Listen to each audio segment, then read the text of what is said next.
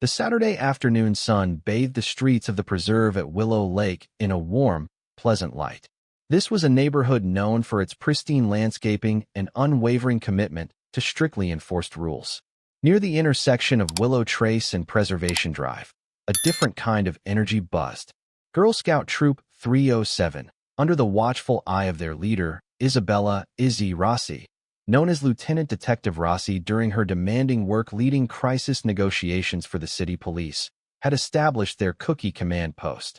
A simple folding table, adorned with a cheerful green cloth, groaned under the weight of colorful boxes, thin mints, Samoas, tagalongs, duecidos. Hand-drawn signs, vibrant with youthful creativity, proudly announced Girl Scout cookies sold here. The air was filled with the bright sound of laughter, interwoven with the earnest, sometimes hesitant, sales pitches of girls ranging in age from 8 to 12, absorbing early lessons in entrepreneurship and community interaction. They were set up with permission at the very edge of the Henderson family's expansive driveway. The Hendersons were well-regarded, long-time residents, known throughout the development for their community spirit and kindness.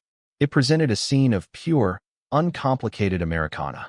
However, just 4 houses down the block, peering intently from behind the immaculate glass of her bay window, Cynthia Roth's lips were pressed into a thin, rigid line of profound disapproval.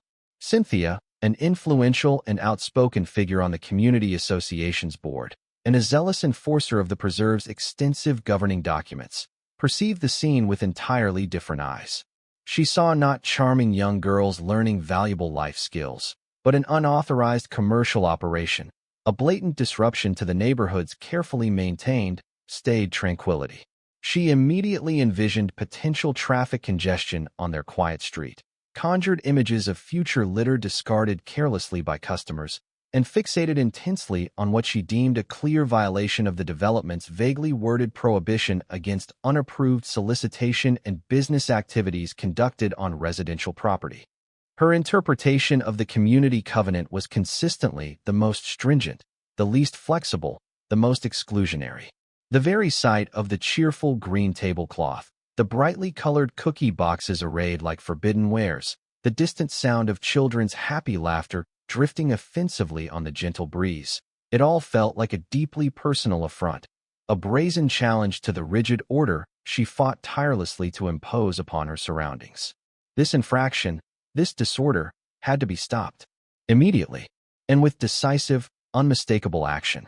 Cynthia picked up her cordless phone, her fingers dialing the direct number for Preserve Secure, the private security firm the Residents Association contracted, largely due to her persistent advocacy and insistence, for routine patrols and minor rule enforcement within the neighborhood.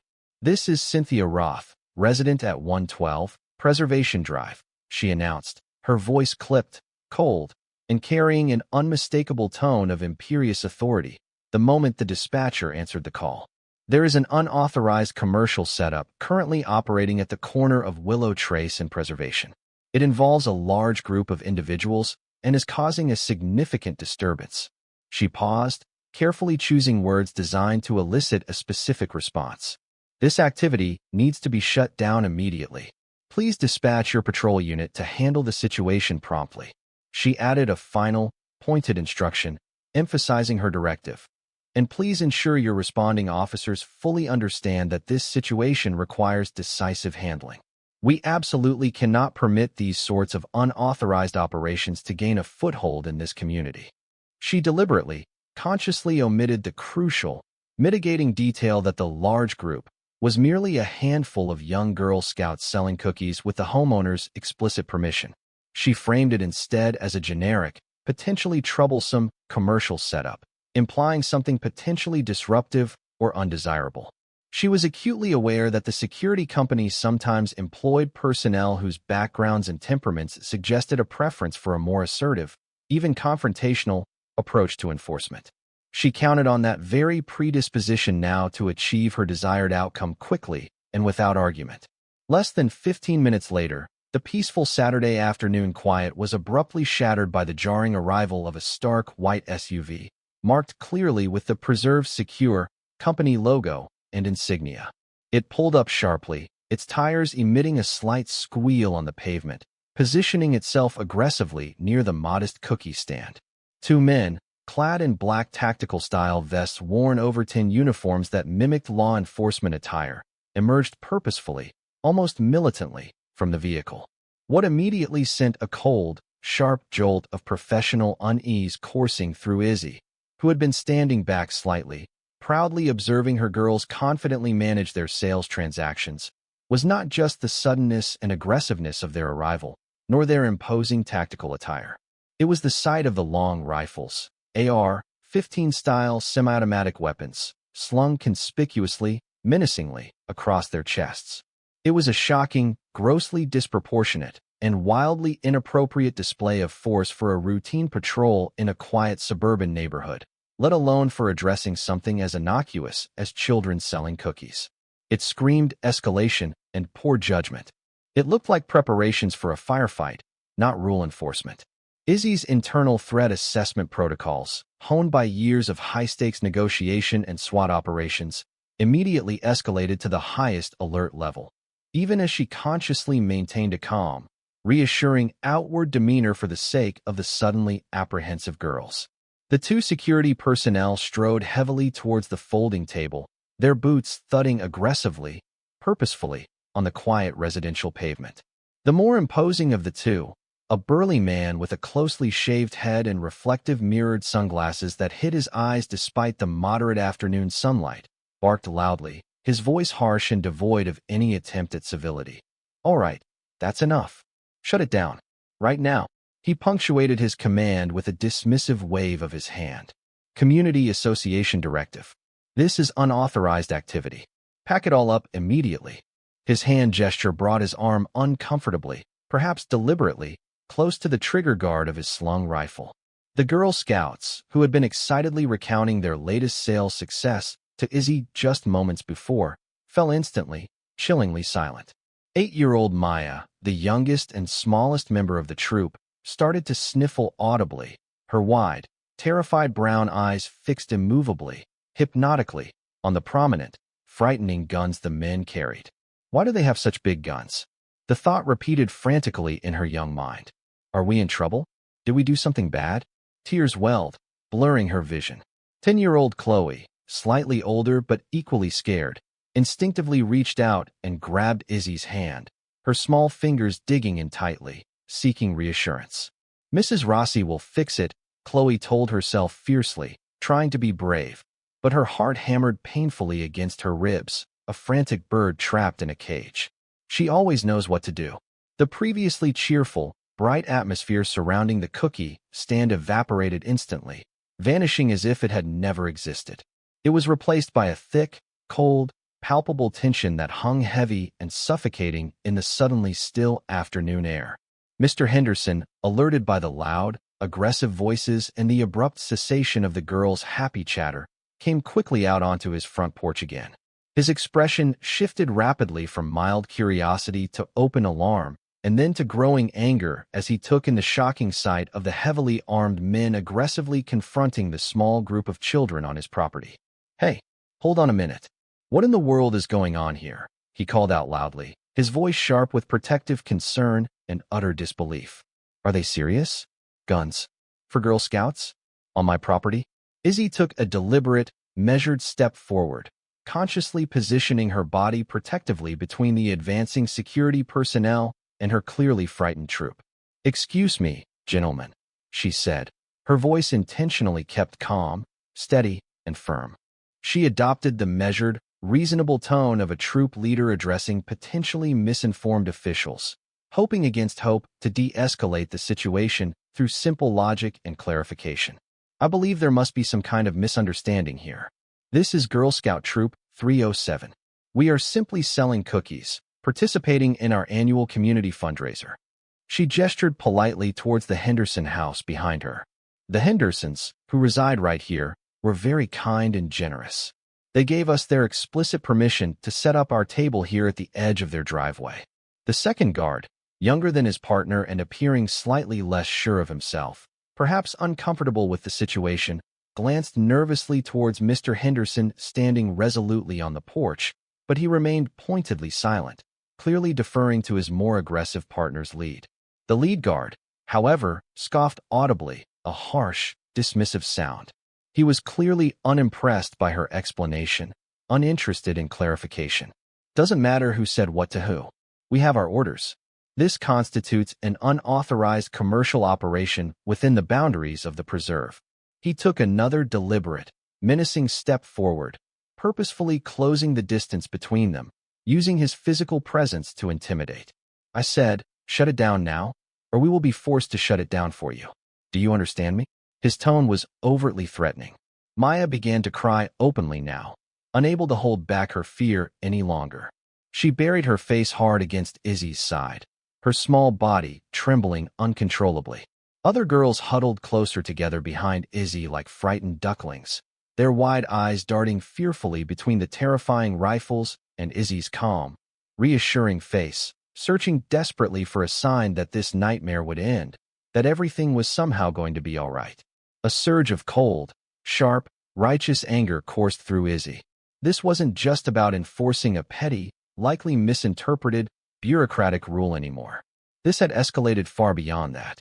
These men, with their overly aggressive posture, their implied threats, and their completely unnecessary, dangerous display of lethal force, were actively, deliberately terrifying children.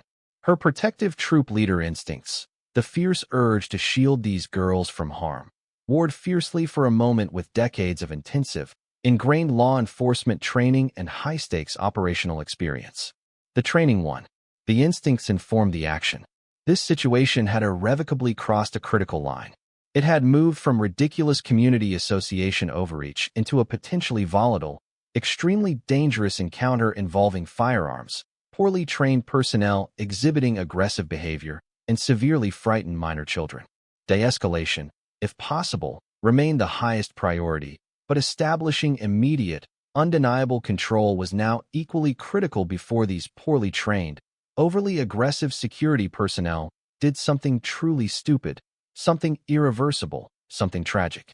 Okay, Izzy said again, her voice dropping slightly but perceptibly, losing the last vestiges of the patient troop leader's softness, gaining instead a hard, unmistakable, steel-edged resonance of professional command. Gentlemen, listen to me very carefully. We have a new situation developing here right now. She locked her gaze directly onto the lead guard, meeting his mirrored sunglasses unflinchingly, projecting an aura of calm, absolute authority that far exceeded his bluster. You need to stop threatening these children immediately, and you need to step back, away from this table. Now, the lead guard bristled visibly at her commanding tone, clearly not accustomed to being addressed this way, especially by a woman in civilian clothes supervising children. He puffed out his chest slightly in a subconscious display of dominance. Who the hell do you think you are, lady? You can't tell us what to do. We have direct orders from the board. His right hand twitched again, almost imperceptibly, near the grip of his weapon. The air crackled with unspoken menace. The girls collectively held their breath, frozen in fear.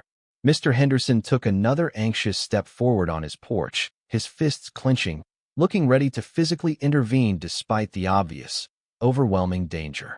The lead security figure smirked faintly behind his mirrored lenses, radiating a smug confidence, clearly believing he held all the power in this confrontation. The silence stretched for another long, agonizing heartbeat, thick with fear, uncertainty, and the potential for sudden violence. What would happen next? Izzy didn't raise her voice. She didn't need to shout to command attention. She simply reached slowly, deliberately, with calm, measured movements, into the practical, unassuming crossbody bag she always wore during troop activities. She retrieved her standard department-issue wallet. With a single, practiced, economical flick of her wrist, she flipped it open, revealing the gleaming gold shield of her rank nestled beside the laminated photo identification card clearly visible beneath it. Lieutenant Detective Isabella Rossi, she stated clearly, her voice resonating with quiet, undeniable power that cut through the tension like a knife. She held the badge steady, positioned so that both security personnel could plainly, unmistakably see it and comprehend its significance. City Police Department, she continued, her eyes holding the lead guard's gaze. And I'm the lead hostage and crisis negotiator for the city's SWAT team. The effect was instantaneous. It was as if an electric current had passed through the two men. The lead guard's aggressive, puffed-up posture crumpled instantly, as if deflating. His jaw tightened visibly, a muscle twitching uncontrollably in his cheek. The smug smirk vanished completely, replaced by a flicker of disbelief, then rapidly dawning comprehension, then the first unmistakable glint of nascent, bowel-loosening fear in the slight shift of his stance. The younger guard's eyes widened dramatically behind his non-mirrored sunglasses, his mouth falling slightly agape. His gaze flicked rapidly, almost frantically, from the impossible, gleaming shield to Izzy's now stern, assessing face, and back again, as if struggling to process the reality of the situation.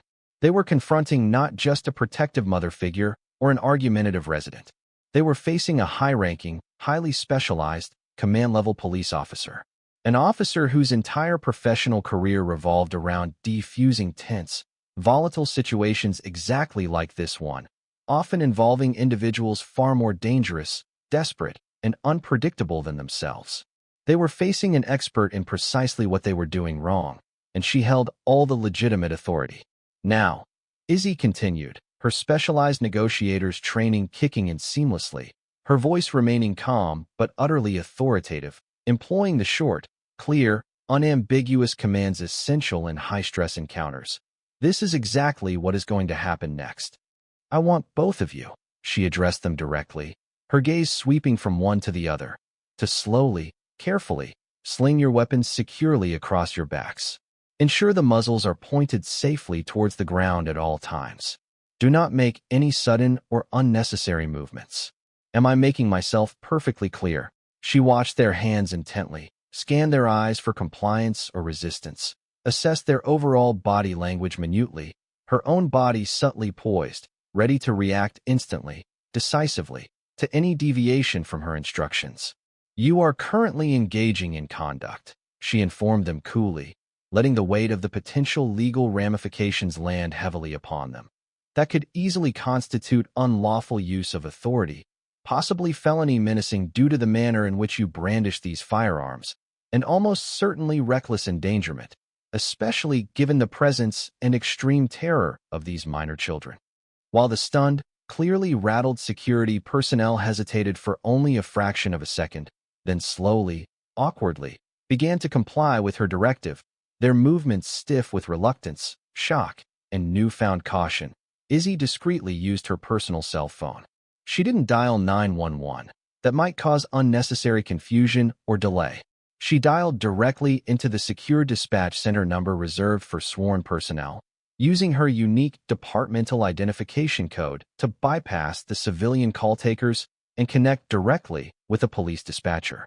Dispatch, this is Lieutenant Rossi, badge number 714, she said quietly but urgently into the phone, her eyes never leaving the two men fumbling with their rifle slings. Requesting immediate backup, priority response, code 2, to the intersection of Willow Trace and Preservation Drive within the Preserve residential development. Situation involves two private security personnel, currently armed with AR-style patrol rifles, who were actively menacing members of my Girl Scout troop regarding cookie sales. The situation is currently stable, she assured the dispatcher, maintaining absolute control over the narrative and the scene. Suspects are visually complying with my directives at this time. However, situation requires official city police response for appropriate detention, thorough investigation, and securing of all weapons involved. Please advise all responding units that Lieutenant Rossi is on scene. Situation is contained but requires official transfer of custody and scene management. The lead security figure, having finally managed to sling his rifle awkwardly but safely across his back, hissed under his breath, though loud enough for Izzy to clearly hear, his voice tight with resentment and disbelief. You can't do this. We're legitimate contracted security. We were just following direct orders from the community association. Your private employment contract does not, and never will, supersede state criminal law. Izzy countered coolly, her gaze unwavering, sharp as ice. And the orders you claim you received somehow translated, in your judgment, into terrorizing a group of 8 to 12-year-old girls with assault rifles because they were selling cookies. She let that stark reality hang in the air for a moment. That demonstrated decision-making process, gentlemen, is going to present a very significant legal and ethical problem for you personally, for your employing company, and very likely for the specific individual who issued those dangerously vague and inappropriate orders. She gestured briefly towards Mr. Henderson, who looked visibly relieved but still deeply shaken by the encounter, talking rapidly and emphatically into his own phone now, likely confirming the details of his earlier 911 call with the emergency operator.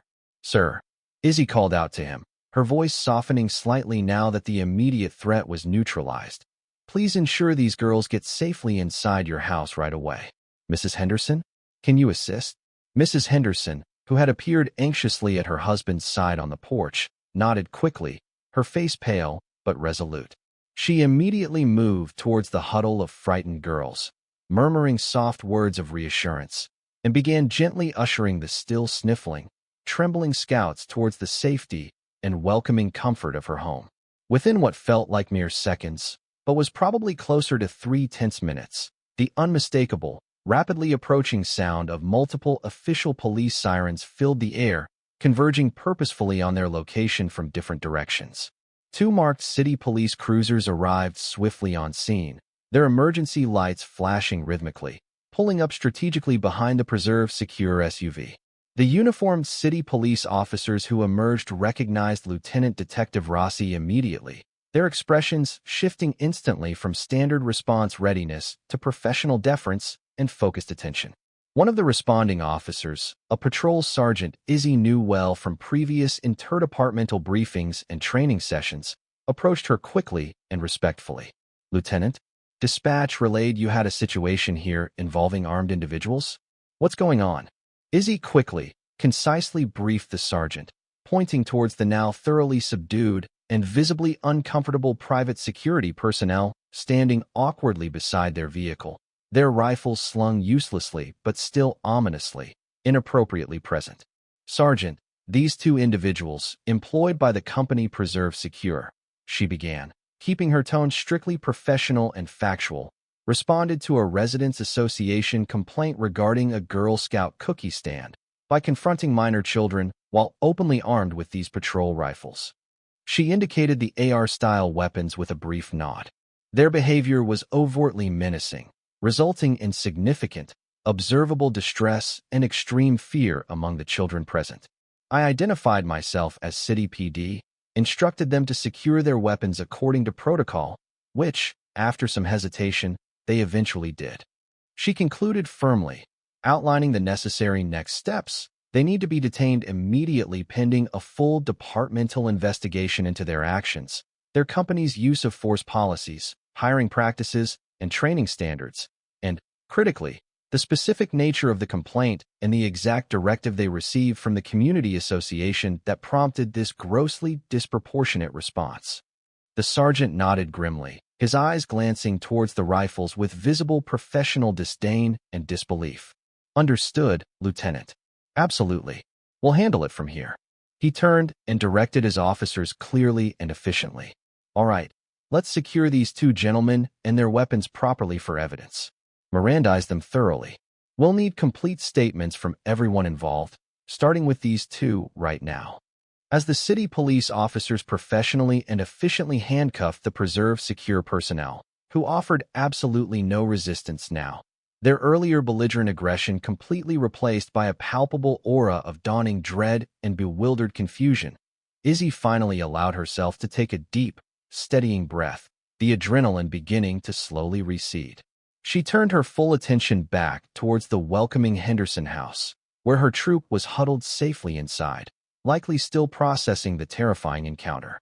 Her immediate priority shifted seamlessly back from experienced law enforcement lieutenant to concerned, protective troop leader. Her focus returned entirely to the girls, to calming their fears, validating their feelings, processing what had just happened in an age-appropriate way, and making absolutely certain they felt safe and supported again. But she knew, with the cold certainty of experience, that the significant fallout from this deeply disturbing, unnecessary encounter was only just beginning. Cynthia Roth, watching undetected from behind her perfect curtains, oblivious to the full extent of the forces she had just unleashed, had just made a very, very big, and soon-to-be very public, mistake. The aftermath unfolded with the breathtaking speed and intensity characteristic of the digital age, fueled by righteous outrage and the power of shared visuals. Mr. Henderson, utterly appalled and angered by the dangerous absurdity he had personally witnessed unfold on his own property, had indeed managed to record the latter part of the tense confrontation on his smartphone. His footage clearly captured Izzy's calm, authoritative identification, the security personnel's stunned, deer-in-the-headlights reactions, and the arrival of the city police efficiently taking them into custody. He posted the raw, unedited footage online with a brief but powerful caption expressing his profound outrage and disbelief. Unbelievable. Armed private security called on terrified Girl Scouts selling cookies in our peaceful neighborhood. Thank God for our amazing troop leader, who is apparently some kind of real-life superhero. The video exploded across social media platforms almost instantly.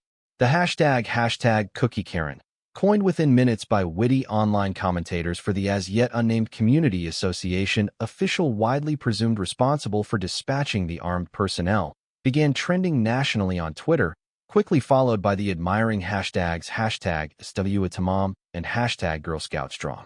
News outlets, both local and national, scrambled frantically to cover the sensational story, drawn irresistibly by the potent, easily digestible narrative.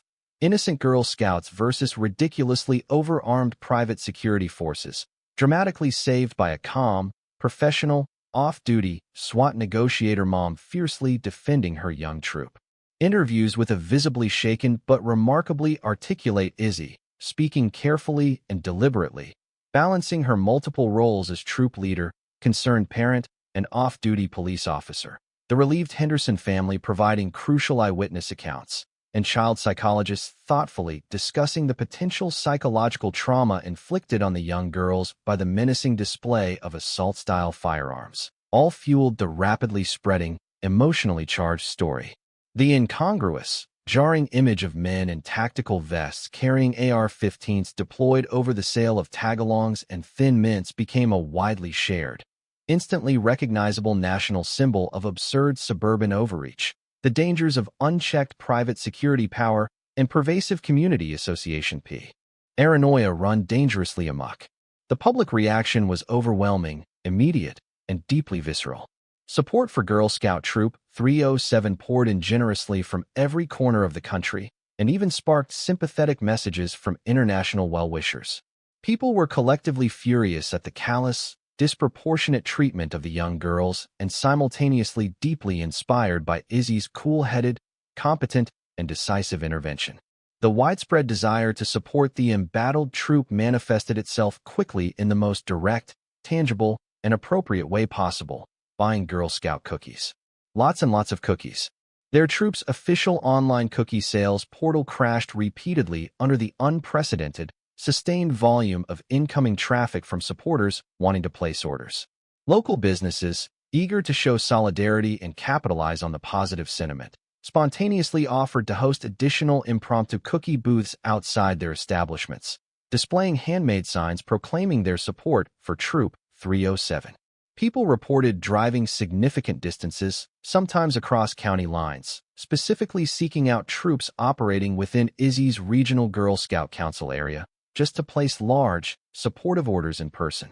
The National Girl Scouts organization itself reported a massive, completely unprecedented surge in demand across multiple platforms, particularly for the specific cookie varieties Troop 307 had been selling at their interrupted stand.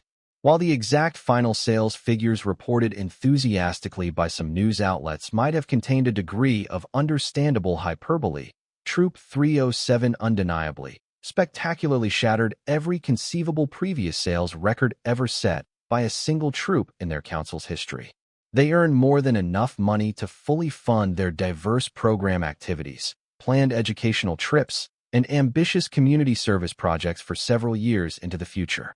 They were also able to make substantial, meaningful donations to several charities supporting children's welfare initiatives and veterans assistance programs, causes chosen by the girls themselves.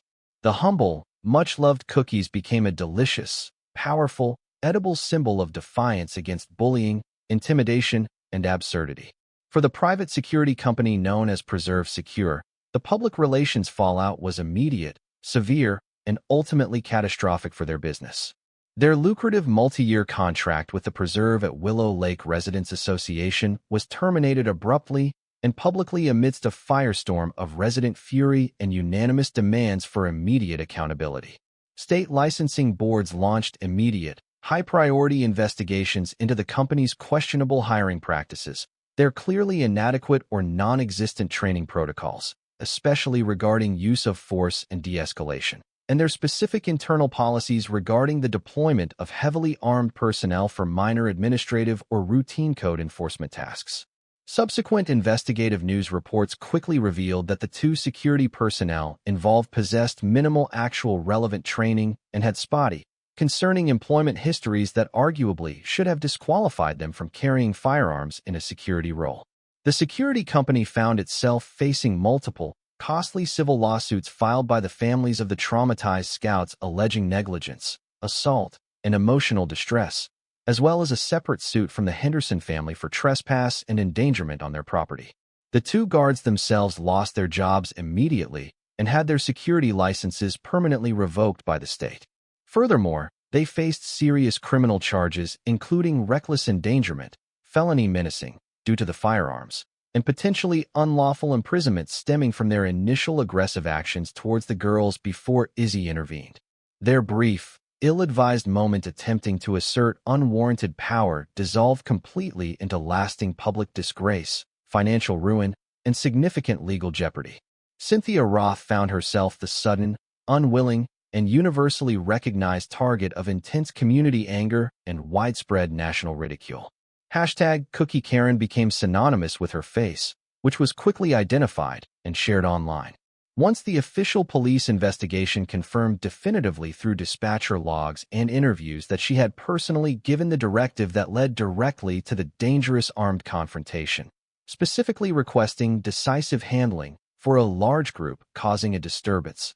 The Community Association Board, facing immense pressure from outraged residents and fearing significant legal liability themselves, swiftly and unanimously voted to remove her permanently from her influential board position. She attempted feebly to defend herself in online forums and through strained statements to local media, initially blaming the security guards for grossly overreacting and misinterpreting her instructions, then attempting to pivot and shift blame back onto the Girl Scout troop for flagrantly violating neighborhood rules. Her justifications, however, fell entirely on deaf ears. No one was listening sympathetically now. The video evidence was too damning, her intent too clear. She became an instant pariah in her own meticulously maintained neighborhood. Neighbors she once intimidated with passive-aggressive notes and pointed, judgmental remarks now openly shunned her, turning away pointedly, sometimes crossing the street to avoid her whenever she appeared in public. She faced complete social ostracization within the community she claimed to cherish, and the looming, terrifying prospect of crippling civil liability from the multiple lawsuits filed against her personally, alleging negligence and the intentional infliction of emotional distress upon the children. While proving direct criminal charges against her personally was acknowledged by legal experts to be more complex than proving the charges against the guards who physically menaced the children, the district attorney's office publicly confirmed they were actively considering charges related to the misuse of private security services and potentially reckless endangerment of a child, depending on the precise wording and demonstrable implications of her specific directives to the security company. Dispatcher revealed during the investigation, her carefully guarded reputation was utterly ruined. Her perceived power within the community evaporated completely overnight. The potential financial consequences from the civil lawsuits threatened to strip her of the comfortable, orderly, privileged life she had so fiercely and so foolishly attempted to protect through misplaced aggression, intolerance, and blatant intimidation. The Preserve at Willow Lake Residents Association itself was forced, by the sheer weight of the scandal and resident outrage, into a period of deep, uncomfortable institutional reflection and ultimately, significant structural reform. Outraged residents attended board meetings in unprecedented numbers, demanding and ultimately achieving the implementation of entirely new bylaws. These severely restricted the powers, scope of authority, and allowable armament of any contracted private security forces operating within the development. They explicitly clarified community rules around peaceful activities like children's fundraisers, ensuring such events would be permitted with reasonable notice. And they implemented stricter oversight mechanisms, ethical conduct standards, and clear accountability protocols for all volunteer board members to prevent future abuses of power. The disastrous incident became an immediate, cautionary case study, frequently cited in discussions about association mismanagement and the inherent dangers of unchecked neighborhood authority nationwide. Weeks later, when the media frenzy had finally begun to subside and a sense of normalcy was slowly returning, Girl Scout Troop 307 gathered at Izzy Rossi's comfortable, welcoming house for a well-deserved, long-anticipated celebratory pizza party, funded easily by a tiny fraction of their record-breaking, support-fueled cookie earnings. The girls were still processing the scary event, occasionally talking about it amongst themselves in hushed, serious tones, sharing their lingering feelings of fear and confusion. But the overwhelming wave of positive support they had received from their immediate community and from countless strangers far beyond had helped immensely in their emotional recovery, validating their experience and mitigating the trauma. They chattered excitedly now, between bites of pizza, about the numerous newspaper articles featuring their troop, the mind-boggling number of cookie orders they had collectively packed and shipped, and their now famous Aider, Lieutenant Rossi, who was currently just Izzy, calmly handing out slices of pepperoni and veggie pizza, listening patiently to their overlapping stories. Izzy watched them, a warm, quiet sense of profound protective pride washing over her. They had faced down a frightening situation, albeit a ridiculous and entirely unnecessary one instigated by petty intolerance, and they had emerged stronger, clearly buoyed by the powerful affirmation of their community and the knowledge that they hadn't been alone.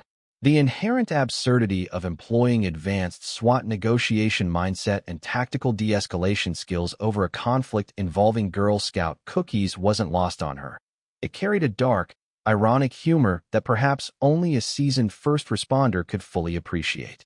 But the underlying principle, she reflected deeply, remained exactly the same, whether facing a barricaded suspect or an overzealous neighborhood enforcer. Protecting the vulnerable, de-escalating conflict whenever possible through communication and control, and ensuring decisive accountability for those who abuse power or inflict needless harm. As young Maya excitedly described the oversized, glitter-covered thank you card the troop was collectively making for the city police department, featuring charmingly inaccurate drawings of police officers happily eating cookies, Izzy smiled genuinely, her heart full. Sometimes, she mused, taking another satisfying bite of pizza, being prepared as a Girl Scout meant much more than just knowing how to tie complicated knots, build a campfire, or administer basic first aid.